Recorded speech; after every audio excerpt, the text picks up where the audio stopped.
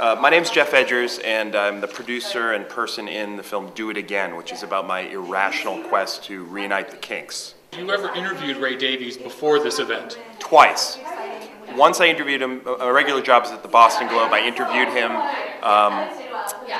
once on the phone, and then I interviewed him, or I met with him in Boston right before we started making the movie to tell him I wanted to make the movie.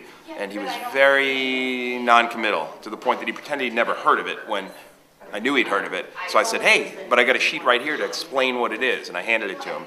And that was the last we talked.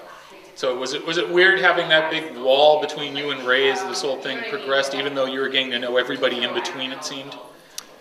It wasn't weird because I was told at every step of the way that Ray is a complicated dude, and you can't know whether he's going to take to you or not take to you, whether he's going to participate, whether he's not going to participate. He might say he's not going to participate and suddenly call you up and say, hey, can we meet up? He's complicated, and I expected it to be complicated. I just didn't expect it to be this difficult. But you know, it's like anything else. You can either give up or you can just keep going. I kept going.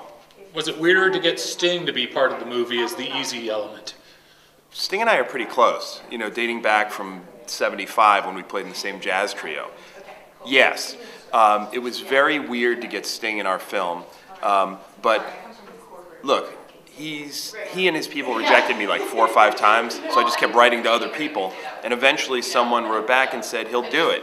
The thing about Sting is he loves the Kinks, so in some ways it wasn't weird.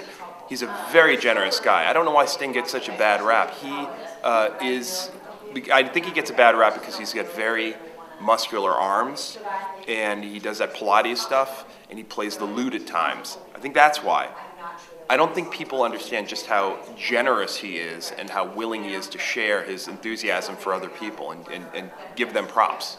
Now, how did it come about where you chose the songs for the various people to play with you? Most of the time is what I could play, and that means I was cut out from a lot of songs because I'm not very good. But, you know, also there are certain songs that really have resonance, you know, with me. Strangers, Dave's fantastic song. I love that song. I had to learn that. Waterloo Sunset is it's Waterloo Sunset. It's a perfect pop song. How can you not know that song? There were other songs that I practiced that we didn't use. I worked up Come Dancing. I was going to try to sing it with Clive Davis. He's not a big singer. And, you know, I just practiced. You got to practice. Now, when Zooey Deschanel told you that her favorite record was the Village Green Preservation Society, were you ready to leave your wife and children and just stay with her if she asked at that point? I love my wife. I think my wife is beautiful. And I love Zooey Deschanel as a person, but I think my wife is more beautiful than Zooey Deschanel. I don't understand, though. I mean, I didn't understand. There's something about Zooey Deschanel. It's like men, women, gay, straight, all races, religions, Orthodox Jews. They love Zooey Deschanel. And anytime I would mention that I was doing a film that involved her, they would say, can Zooey come to the party? Or could you, my executive producer said, can you bring Zooey to London? As if I could just dial her up. She's got great eyes, and she makes you feel special. She makes you feel like you're there's a special rapport when you're doing an interview. And I knew, though, doing that interview, while I felt that way, that she does that for all the reporters. No. Now being a reporter, part of the film is your career at the Boston Globe, and it's just getting tighter and tighter and tougher at the Globe, working there with the layoffs and everything else. I mean, how has that changed since the end of shooting of the film? Well, we laid a bunch of people off, or we had early retirements. We took pay cuts, and things have stabilized somewhat. I mean, it's a leaner machine. There are lots of newspapers in the world that are really, really hurt terribly, cutting staff 50%. Then there are a few papers like the New York Times which are doing better. But you know what? It's a tough industry. People don't buy papers as much anymore, and I don't know what's going to happen. I hope that it continues because I love newspapers. Somebody writes a great novel, and they sell 15,000 copies, and that's a huge success. Some dude runs his car into a tree, and I write a brief on it, and it goes out to 500,000 people. That's like pretty bizarre and wonderful. If you write a great story, so many more people will see it than in almost any other way. Now, how working at the Globe, I have to ask, what's it like to experience Dan Shaughnessy's hair in person? You know, the sports guys scare me. Having grown up in Boston, the sports guys in the Boston Globe are scary because they're stars. So like, you're standing at, you know, the urinal and Bob Ryan's next to you. I'm not sure I can deal with that situation. You know, in Dan Shaughnessy's hair, I have to say, in person, perhaps, I'm trying to think of a good way of explaining it. Sometimes I wonder whether we can both get down. Picking the Kinks, especially from the Boston area, were you ever thinking the Jay Giles Band or not?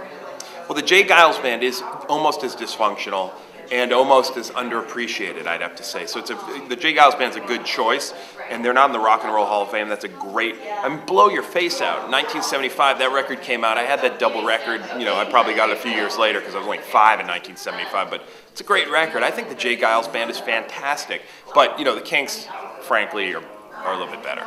Now, how did the Kinks towards the end? They kind of had the falling off as far as playing venues and stuff. Was that part of Ray's reasoning why he just wanted to stop it, or have you ever found out why Ray decided, I'm a solo artist now, I don't need all you guys?